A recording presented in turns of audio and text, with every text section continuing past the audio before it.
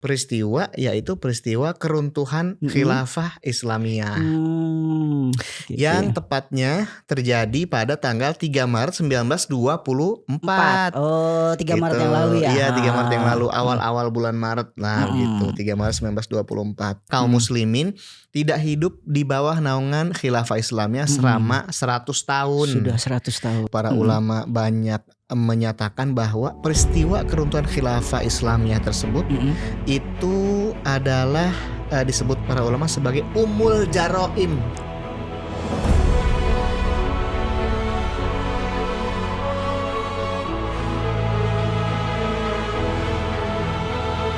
Assalamualaikum warahmatullahi wabarakatuh. Berjumpa lagi bersama saya tentunya di cerita JKDN. Alhamdulillah sudah lama tidak berjumpa, tidak menyapa-nyapa bersama teman-teman cerita JKDN. Karena memang di minggu-minggu lalu itu kita menayangi konten bersama Abi Yasin. Nah, kali ini saya bersama sahabat saya. Siapa dia? Tentunya teman-teman sudah mengenal, yaitu Om Isa. Apa kabar Om Isa? Alhamdulillah sehat. Alhamdulillah. Setelah beberapa waktu belakangan ini tidak bisa hadir ya. Kata kemarin agak-agak kurang sehat tuh. Iya, agak kurang sehat. Saya padahal bukan mahasiswa tapi kena tipes. Bukan kebanyakan nulis buku kali. Karena gini teman-teman, Om Isa ini rajin nulis ya kan. Luar biasa, dan karya-karya beliau itu nah nih salah satunya di belakang saya ini ya. Ya bener Om ya? Iya. Ini nih, ini ada Amazing Rasulullah. Itu sampai berapa? 4 itu Om? 4 ya? Iya, ada jilid 4 jilid. 4 jilid. Nah tentang ini biografi Nabi Muhammad SAW. Ini tentang yang di tangan saya ini Al-Fatih vs Vlad Dracula. Iya. Pernah kita bahas juga ya kan? Pernah. Ya, jadi teman-teman nih kalau mau baca komik, ini komik apa maksudnya? Iya, komik. Oh, komik. Generasi muda. Generasi muda. Buat anak-anak kita. Biasa. Ini ada berapa series nih? 3 ada ya? 3. Sebenarnya ada 6. Terus? Kenapa? Yang ini 3, yang penaklukan Konstantinopel 3 juga. Jadi totalnya 6 semua. Oh, lanjutan dari sini atau beda? Ya, lanjutan. Oh, nih teman-teman. Keren ya bukunya ini. Masya Allah. Nah, ini apa namanya sebelum kita ngebahas yang lain itu. Ini nulisnya, ini jiwa nulisnya itu sejak kapan timbul? Jadi memang sebenarnya nulis itu awal-awalnya adalah saya seolah itu ingin menutupi kekurangan, Om. Kekurangan apa? Iya, Berat badan. Perasaan gak ada kurang-kurang ya. Kalau saya nih gak bisa nulis tuh kekurangan saya ya kan. Kekurangan apa ya? Ya jadi waktu awal-awal kita belajar Islam gitu kan, ikut pembinaan halaqah gitu. Nah itu saya ngerasa kok saya itu agak introvert ya. Oh iya. Introvert tuh apa ya? Ya gitu dah. Introvert tuh susah ngomong gitu, susah nyampein gagasan-gagasan Islam gitu. Jadi susah menyampaikannya melalui tulisan. Jadi gimana ya, kan saya kan cool gitu ya. Oh, cool. Cool itu dingin. Cool itu sebenarnya cool itu apa ya? Cool itu ya begitu, Pak. Cool itu diam gitu kan. Kayak orang diam nggak ngomong gitu, tahu-tahu nggak apa gitu. Nggak dia. Ini saya agak-agak susah berkomunikasi lah gitu ya, secara verbal gitu. Tapi sekarang sih alhamdulillah lancar. Oh iya, kalau nggak lancar nggak di hadapan saya. Iya. Aduh, kalau dulu kan kita nggak terbiasa bicara, nggak terbiasa untuk menyampaikan ide gagasan-gagasan Islam kayak gitu. Nah, jadi saya mikir, ya gimana ya untuk menyampaikan ide-ide Islam yang sangat luar biasa ini, yang kita pelajari selama ini gitu kan. Ya akhirnya saya memilih nulis aja. Kan nulis itu sama dengan berbicara, tetapi dia dituangkan dalam bentuk tulisan di atas kertas. Orang-orang baca tulisannya sehingga kemudian seperti bicara gitu. Makanya saya nulis aja, saya menjadi penulis. Nah, kapan itu? Kira-kira kelas mulai punya cita-cita jadi penulis kira-kira tahun 2002 gitu Pak. 2002 itu kalau Pas SMA. oh SMA udah nulis. Tapi nih SMA beliau ini nulis yang apa? Tulisan buku-buku yang luar biasa ini kan. Kalau zaman saya itu nulis ini ya surat cinta. Bagus Pak. Nggak apa-apa itu bagus. Ya Allah ya Karim. Karena bisa mengembangkan, menuangkan sebuah tulisan itu salah satu bentuk ya kemajuan pemikiran, kemajuan tapi nggak nulis intelektual. Nggak nulis yang surat itu juga kali. Surat cinta. Ini panjang urusan kalau kita bahas tentang cinta ya kan. Ya teman-teman, ya jangan dilanjutkan lah. Pokoknya ceritanya Om Isa ini saat SMA lah ya. SMA sudah mulai belajar. Betul. Dan karya-karyanya luar biasa. Saya juga mengenal beliau itu awal-awal itu beliau adalah penulis luar biasa. Alhamdulillah mudah-mudahan kita bisa niru beliau. Betul. Nah tapi memang Pak yang membangkitkan cita-cita itu, jadi saya nggak bakal mungkin punya ide atau punya arah ke situ kalau tidak dibina dengan pemikiran-pemikiran Islam gitu. Nggak bakal itu saya mau jadi penulis. Jadi awalnya itu justru karena saya itu waktu itu tertarik memilih ingin ngaji gitu, ingin belajar agama, ingin ikut pembinaan, ingin halqoh gitu. Nah dari situlah makanya kemudian saya jadi punya arah. Ya emang awalnya karena ingin menutupi kekurangan karena saya kan agak sulit ngomong gitulah. Jadi dia nulis.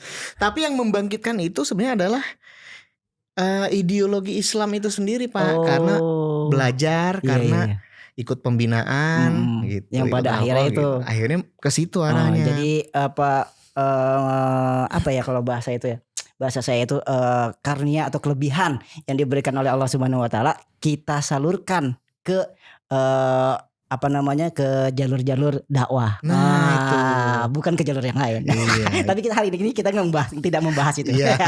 Kita ngebahas ya kan apa yang ada di topi saya dan topi antum. Ini kita kompak.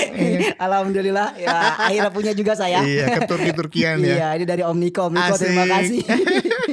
Akhirnya saya bisa sama Om Isa tapi beda warna aja. Ini topi ini ya dari Turki. Betul. Ya. Jadi memang kalau misalnya kita lihat tradisi-tradisi kuno ya orang Turki dulunya ya memang topi-topinya kayak begini gitu. Momennya kan orang-orang dari sekitaran Asia Tengah kan mereka nomad dulunya tuh pindah-pindah gitu. Pindah-pindah karena menghadapi 4 musim.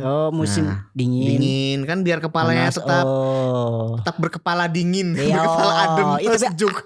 Enak sejuk sih anget gitu loh maksudnya. Anget. Dipakainya. Betul. Ini di yang di zaman di Khalifah pertama itu ya Pak. Zaman Ertugrul udah dipakai.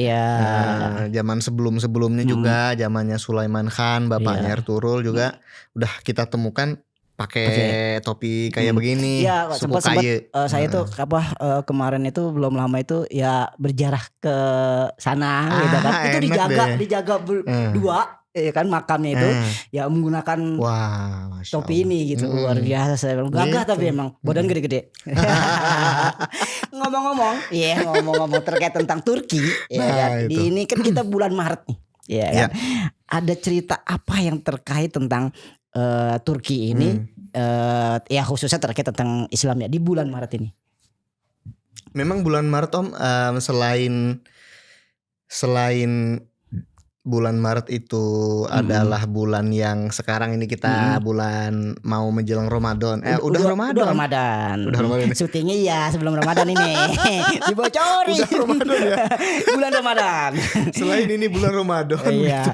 Tapi enggak apa-apa kita enggak bohong. Syutingnya itu di bulan sebelum masuk bulan Ramadan. Nah, itu. Tayangnya di bulan Ramadan. Masih bulan Maret. Oke, lanjutkan. Tapi masih bulan Maret. Nah, itu memang ada sebuah peristiwa yang sangat besar sekali gitu. Apa itu? Peristiwa yaitu peristiwa keruntuhan khilafah Islamiyah.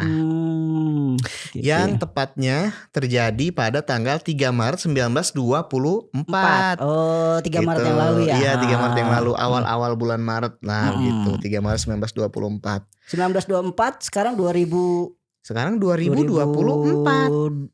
100 tahun. 100 Pak. tahun. Betul. Sudah 100 tahun. Iya. Sistem khilafah Turki Utsmani runtuh. Oke, ya memang lanjutkan. terakhir kali kekhilafahan itu kan memang adanya di Khilafah Utsmaniyah, Turki Utsmani ya, mereka yang memegang kekhilafahan itu untuk fase yang terakhir kemarin 3 Maret 1924. Sebelum-sebelumnya kan dipegang sama Bani Abbasiyah, sebelum-sebelumnya dipegang sama Bani Umayyah. Sebelum Bani Umayyah dipegang sama para sahabat Rasulullah SAW, ya kan Khilafah Rasyidah, para sahabat yang 4 bersama dengan Imam Hasan bin Ali bin Abi Thalib. Jadi sambung menyambung terus estafet kepemimpinan kekhilafahan itu sampai yang terakhir itu adalah di 3 Maret 1924 itu, Pak, runtuh gitu. Jadi bisa dibilang sekarang ini kita sudah 100 tahun lamanya tidak hidup di bawah naungan khilafah, khususnya kaum muslimin tidak hidup di bawah naungan khilafah Islamiyah selama 100 tahun. Sudah 100 tahun. Dari tahun 1924 sampai 2024. Itu terakhir khalifah siapa? Khilafah Utsmaniyah, khalifahnya adalah Khalifah Abdul Majid kedua. Abdul Majid kedua. Betul, begitu. Nah, kenapa ini adalah sebuah momen yang sangat memiriskan, sangat besar, momen yang sangat memprihatinkan kaum muslimin dan mengguncangkan kaum muslimin seluruh dunia, ya. Itu berarti sebentar sebelum dilanjutkan, itu berarti ini efeknya sangat berpengaruh dong. Betul. Sama saking ininya gitu. Ya Betul Allah. sekali, Pak. Coba. Jadi para ulama ya, kalau misalnya kita mencoba menelusuri lebih jauh, para ulama banyak menyatakan bahwa peristiwa keruntuhan khilafah Islamiyah tersebut itu adalah disebut para ulama sebagai Ummul Jaroim. Ummul Jaroim. Apa itu Ummul Jaroim? Ummul Jaroim itu adalah, ya artinya ibunya, induknya kejahatan. Nah, jaroim itu jamak dari jarimah. Jarimah itu kriminalitas, kejahatan.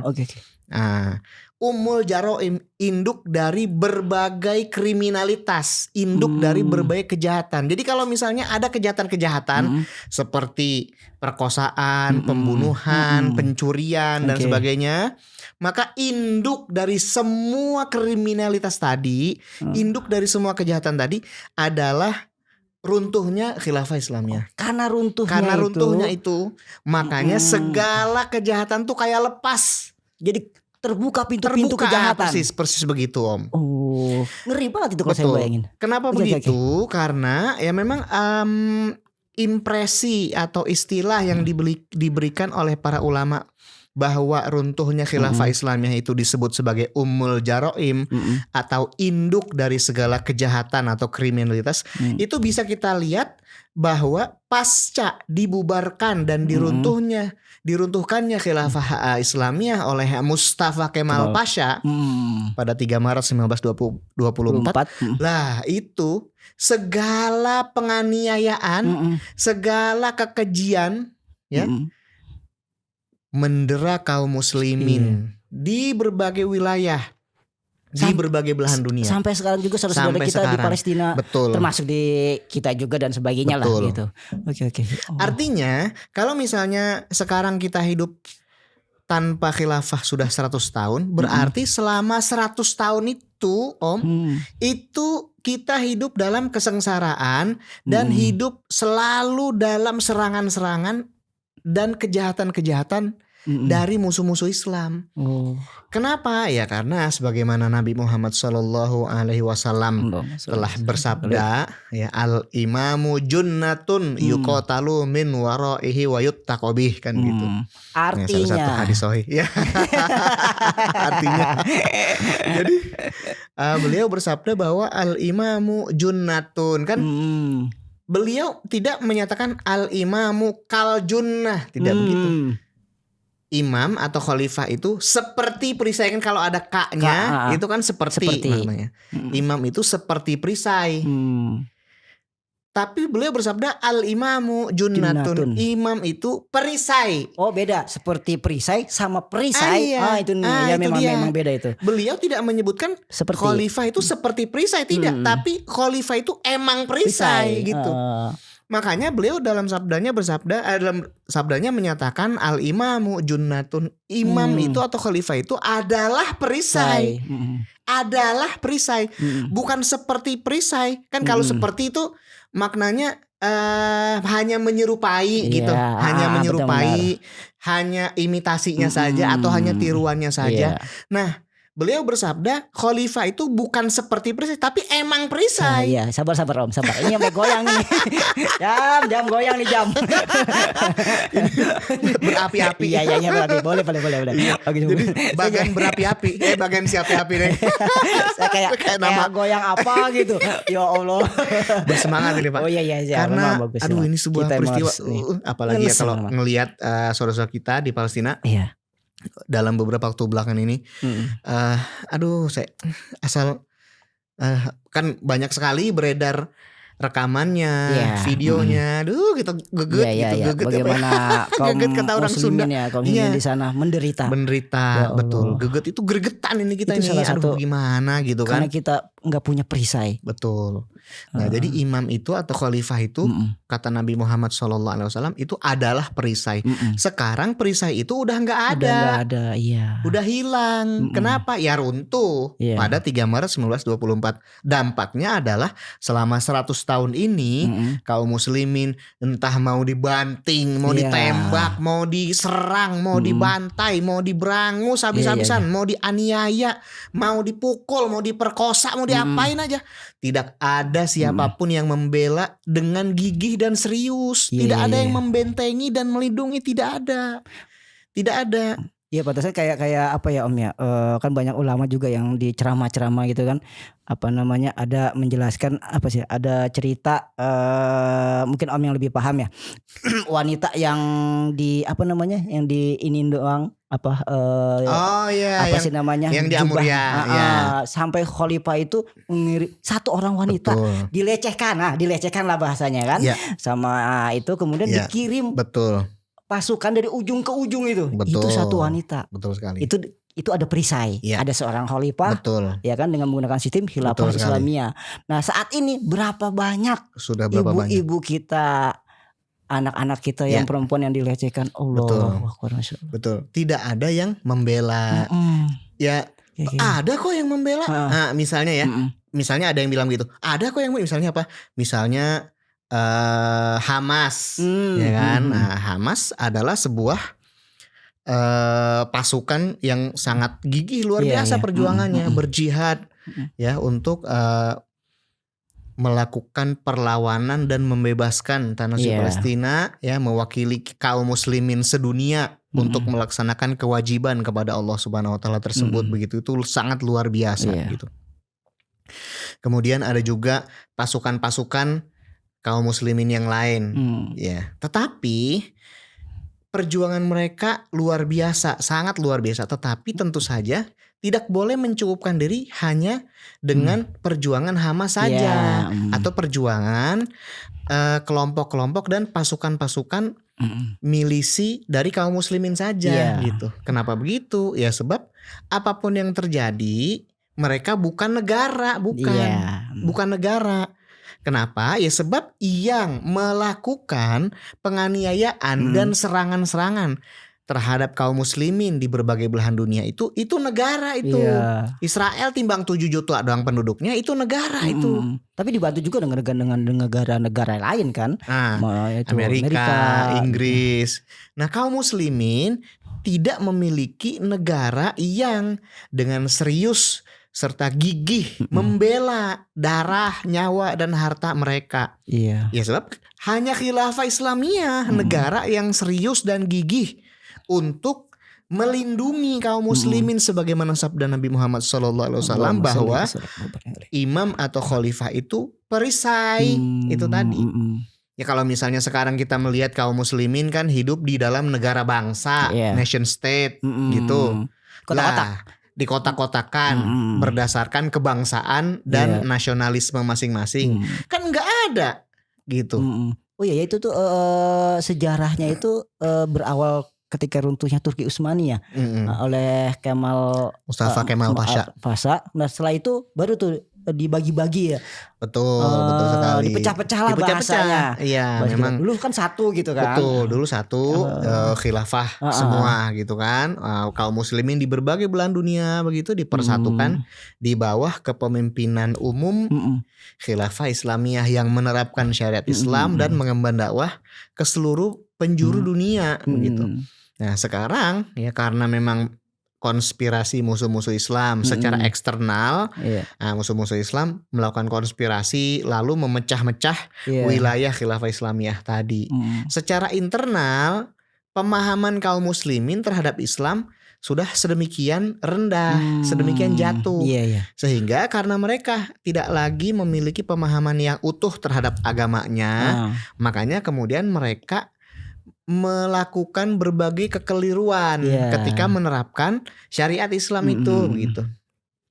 Sehingga kemudian ya terjadilah apa yang sekarang kita lihat, kita alami, kita hidup tanpa khilafah Islamiyah itu tadi begitu. Jadi kita nggak ada perisai, nggak ada pelindung umat muslim secara keseluruhan gitu kan. Karena ketika kalau nggak salah itu ya, kalau nggak salah berarti benar ya. Enggak juga ya. Kalau nggak salah ya benar. Ketika runtuhnya khilafah Islamiyah gitu di Turki itu kan. Nah sistem itu kan berubah tuh, bukan menggunakan syariat Islam lagi gitu kan. Itu gimana tuh ceritanya? Betul Pak. Jadi memang ada sesuatu yang cukup menarik ya dalam proses. Apa cukup apa? Menarik. Oh menarik. Iya. Jadi menarik. Pakai K. Ada kuping saya. Oke, cukup menarik. Oke. Kayaknya saya pelafalan. Saya minum dulu ya. Iya dong, minum dong. Minum. Kurang maksimal kayaknya.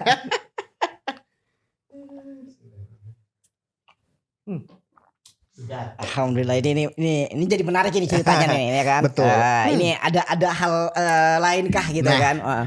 Jadi memang runtuhnya khilafah Islamiyah pada tanggal 3 Maret 1924 oleh Mustafa Kemal Pasha itu adalah sebuah peristiwa yang bukan peristiwa yang sekali jadi, tahu-tahu runtuh enggak, tetapi memang prosesnya sangat panjang sekali. Prosesnya sangat panjang sekali ya, kemudian kompleks, rumit. Berbagai faktor terlibat di situ begitu. Ini ibaratnya keruntuhan khilafah Islamiyah itu adalah konspirasi tingkat tinggi gitu Om. Oh, serius banget berarti. Betul.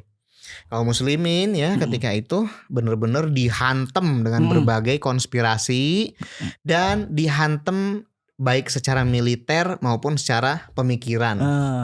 Nah, jadi kalau misalnya kita coba lihat salah satu penjelasannya Syekh Taqiyuddin An-Nabhani rahimahullahu taala ya dalam salah satu kitab masterpiece beliau begitu. Beliau menuturkan bahwa proses keruntuhan khilafah Islamiyah itu terjadi secara cepat pada abad ke-18 Masehi. Oke. Tahun kira-kira 1700-an lah. Nah, kan abad ke-18 itu tahun 1700 sampai tahun 1799.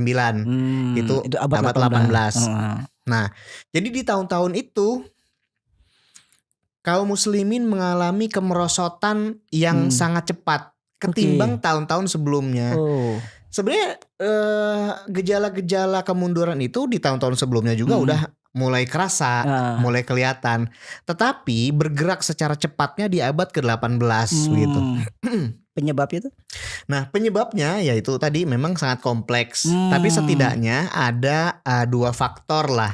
Faktor internal dan faktor eksternal. Faktor dalam dan faktor luar. Apa-apa pasti begitu. Iya emang.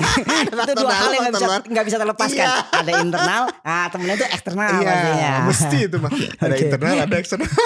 Yang internal dulu. Ya. Yang internal ya. Nah, yang internal berarti memang dari dalam diri kaum muslimin sendiri ya. Nah, dari dalam diri kaum muslimin sendiri ya, itu menurut penjelasan Syekh Taqiyuddin An-Nabhani rahimahullah terjadi kelemahan atau kemunduran pemahaman kaum muslimin terhadap agamanya. Contohnya. Contohnya misalnya, artinya itu mereka itu jadi kayak nggak begitu paham lagi dengan Islam, nggak begitu paham lagi dengan ajaran-ajarannya, dengan ayat-ayatnya. Padahal ini adalah satu hal yang sangat penting sekali untuk tetap menjaga tegaknya dan eksisnya khilafah Islamiyah. Bagaimana mungkin kaum muslimin ketika itu bisa tetap menjaga tegaknya khilafah Islamiyah kalau Islamnya mereka nggak ngerti, nggak paham. Nah, mulai generasi-generasi itu yang meninggalkan itu ajaran-ajaran Islam. Apalagi muncul ketika itu generasi baru khilafah Utsmaniyah yang udah agak dibilang agak silau banget gitu. Kayak sholat lampu. Silau banget. Silau men gitu. Silau kemegahan kah atau silau melihat sesuatu yang Jadi gimana gitu? Ketika abad ke-18 Masehi itu mulai memasuki cakrawala dunia. Nah, peradaban barat yang semula itu terbelakang ya, mulai bangkit. Kenapa mulai bangkit? Karena peradaban barat ya umumnya ketika itu di Eropa. Prancis lah misalnya, kemudian Prancis, Hungaria, Inggris, Jerman. Itu di abad 18 namanya udah Prancis. Udah Prancis. Udah Prancis, kerajaan Prancis. Kingdom of France.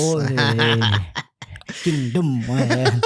Nah, jadi sebelum abad ke-18 itu, sepanjang abad pertengahan ya sampai abad-abad ke-8 yang lalu, itu kan mereka hidupnya di bawah pemerintahan raja, monarki. Dan pemerintahan agama, teokrasi yang dipimpin oleh paus gitu, gereja, Vatikan. Gitu, Vatikan. Nah, yang berkuasa itu di Eropa sebelum abad ke-18 itu umumnya ya walaupun di abad ke-18 pun memang masih ada juga gitu raja-raja, ratu-ratu gitu, para agamawan yang masih berkuasa, tapi udah nggak sedominan dulu. Nah dulu itu benar-benar dominan ini pendeta nih misalnya, uskup apa misalnya, uskup agung Canterbury kayak di Inggris, itu sangat berkuasa, duitnya banyak, bisa ngatur ini tuh. Raja Inggris misalnya, Raja Prancis, para bangsawannya banyak duitnya, mengatur tanah yang sangat luas misalnya. Nah orang-orang tunduk semua, rakyat semua tunduk begitu. Nah pada abad ke-18 terjadi berbagai fenomena yang menjungkir balikkan tatanan itu di Eropa. Awal-awalnya ya kebangkitan intelektual di abad ke-15 Masehi itu ada yang namanya Aufklärung. Apa itu? Aufklärung. Bingung saya. Jadi Aufklärung itu artinya pencerahan. Saya pikir nama orang. Renosong.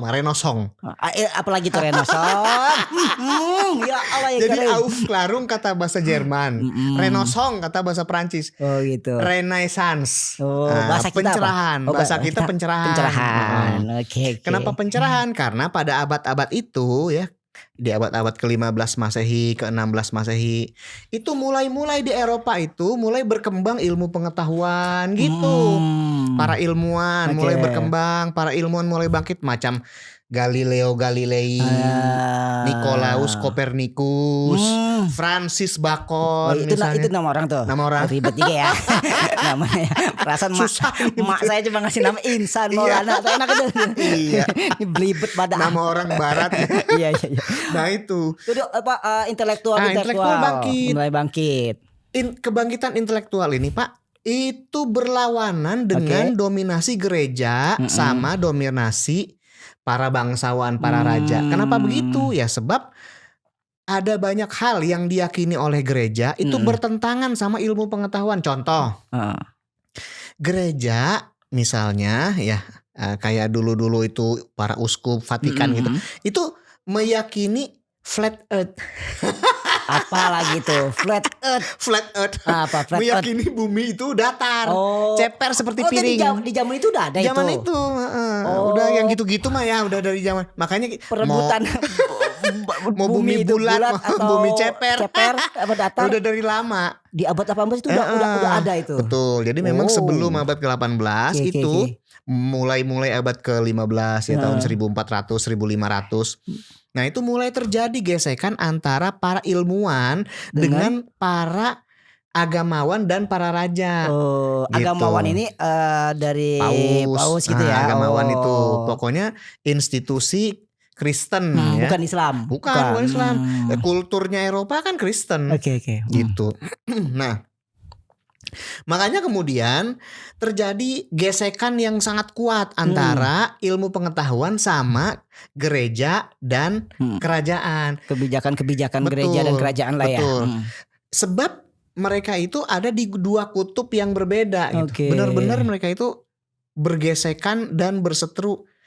Ya sampai-sampai Galilei misalnya dituduh melakukan heretik gitu. Oh, heretik naon lagi heretik. Heretik itu kayak sesat gitu deh Pak. Oh, kayak sesat. Ini topinya doang nih.